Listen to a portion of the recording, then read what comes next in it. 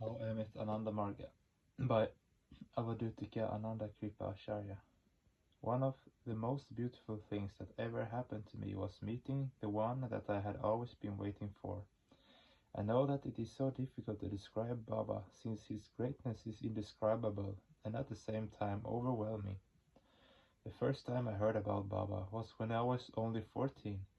I was a high school student then in my hometown of Cotabato, central Mindanao, Mahárliká. I had several friends who were Margis who used to go to Davao training center on weekends to have some spiritual satsanga. Sometimes they stay there for a month or two or even longer. One of these Margi brothers gave me a photo of Baba. The first time I looked at it, I felt something in my heart. It was as if I had always known Baba somehow.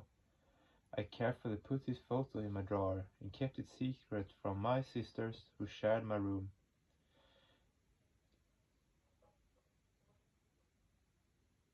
2 years after that, a Mahárliká Dada came to Cotabato to do prachara. That was the first time I saw a monk of Ananda Marga. His face was shining and he emitted a spiritual vibration. I could feel his devotion for Baba as he spoke about him. He inspired in me a strong feeling deep inside to dedicate my life to Baba and become one of his missionaries. A couple of days later, my friends invited me to attend an Ananda Marga seminar, even though I was still not initiated. When I arrived at the building, I looked at the window.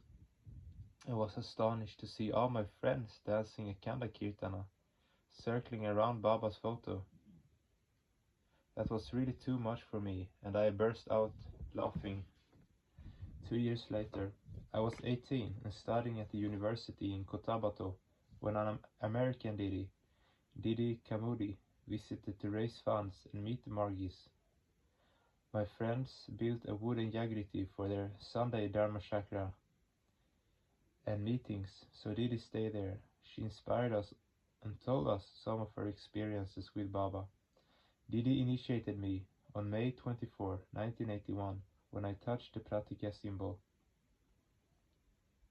I felt so much the mystical force of Baba. I seemed to lose myself.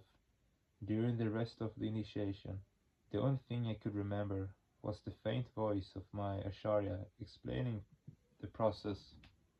Afterwards, she asked me to repeat the mantra that she gave, but I told her that I did not hear it properly, so she whispered it again in my ear to remember. From that day, I couldn't stop thinking about Baba. I felt so much love for him, yet I could not understand why.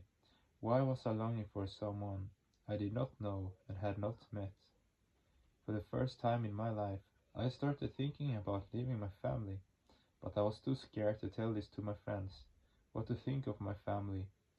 I started to meditate. A few months later, Dada Amal Vikashananda from India came to Cotabato. When he came to visit me, he asked, "Do you do meditation?" I answered yes. Then Dada asked, "How long do you meditate?" I said, 5 minutes. Then he laughed and said, "Only 5 minutes." I said, "Yes, and it's already so much." While laughing, he explained, "You should meditate at least 10 to 15 minutes. So I said, "Okay, I will try." After that, every night after my midnight meditation, before going to bed, I mentally asked Baba to send someone to take me to Davao training center. Though I was not having any problems with my family, each day with them started to feel like a mental torture. I felt that my life was not meant to be only with them, but with the whole world. I was feeling so impatient to meet Baba, to see him and to be near him. When I turned 19, 1 year after my initiation, Baba answered my mental pleading. A Filipina Didi, who later became Didi Ananda Lipika, a new graduate as an Acharya, came to visit me. I immediately told her that I wanted to go to the training center and become a Didi.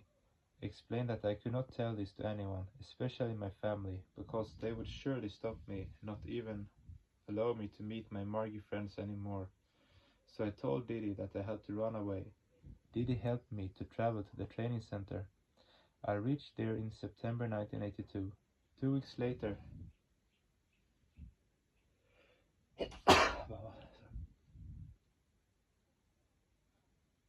2 weeks later, the third Ananda Marga Global Conference was held in Tagaytay, Philippines. Dada Shidananda, the trainer, invited me to go there with him and with some trainees. I was officially declared a WT trainee in that global conference, and I became an Acharya a year after that.